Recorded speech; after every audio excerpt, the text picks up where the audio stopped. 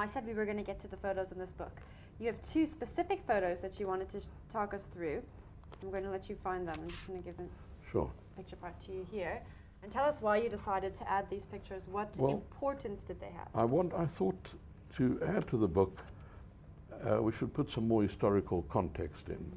So I said, let's put in some of the leaders, black consciousness leaders. And there's Zef Matopeng.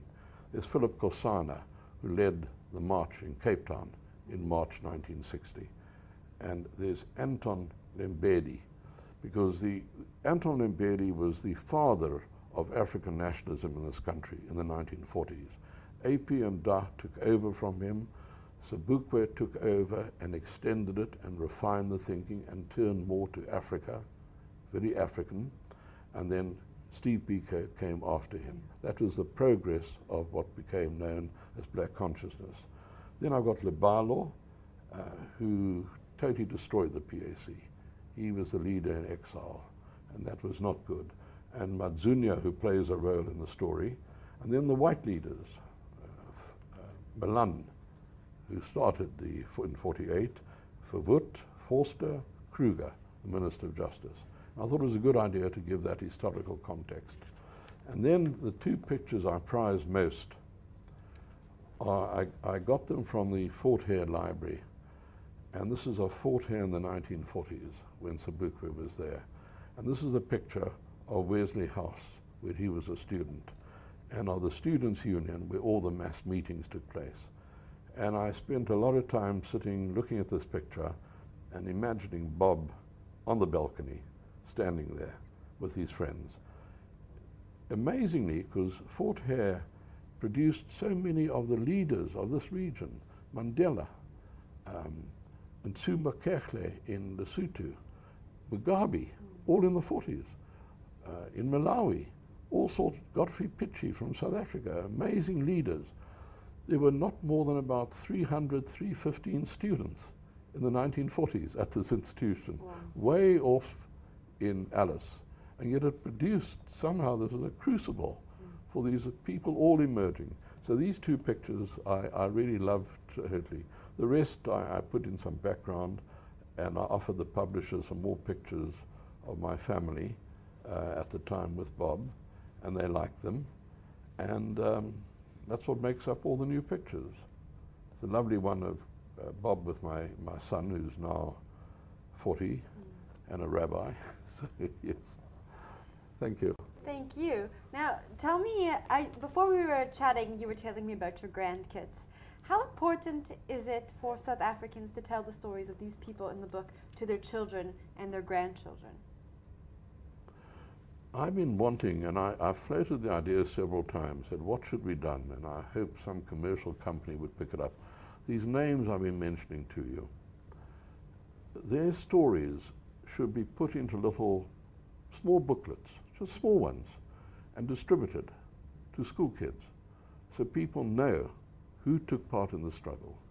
Mandela, but everyone knows it, you know, you just walk through the streets, you're just coming here, just pictures of Mandela all over the place, good, but a lot of others.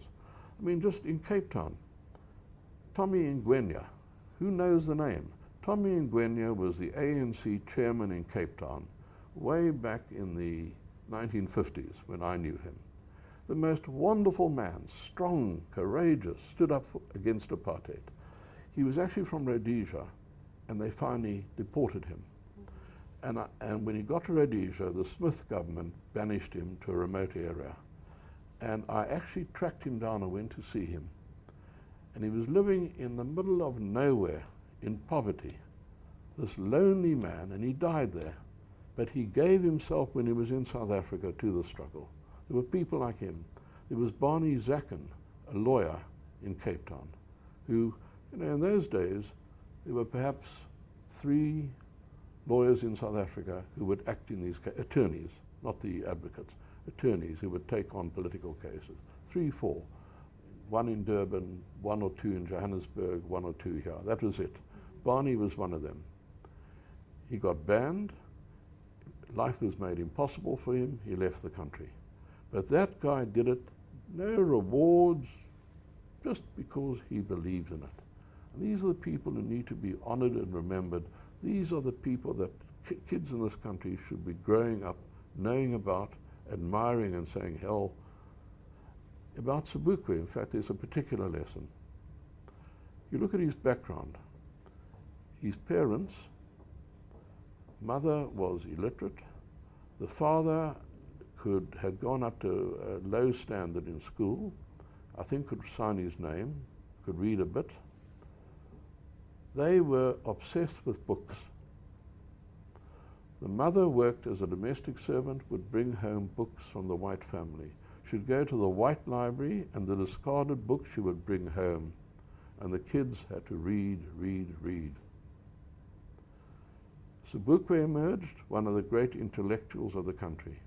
His brother, Ernest, became an Anglican bishop, one of the first black bishops at the time. And I've always said to people, I'm obsessed with reading. Give kids books, make them do it to my grandkids. Come here, I take them to the bookshop, any books they want, I buy, full stop.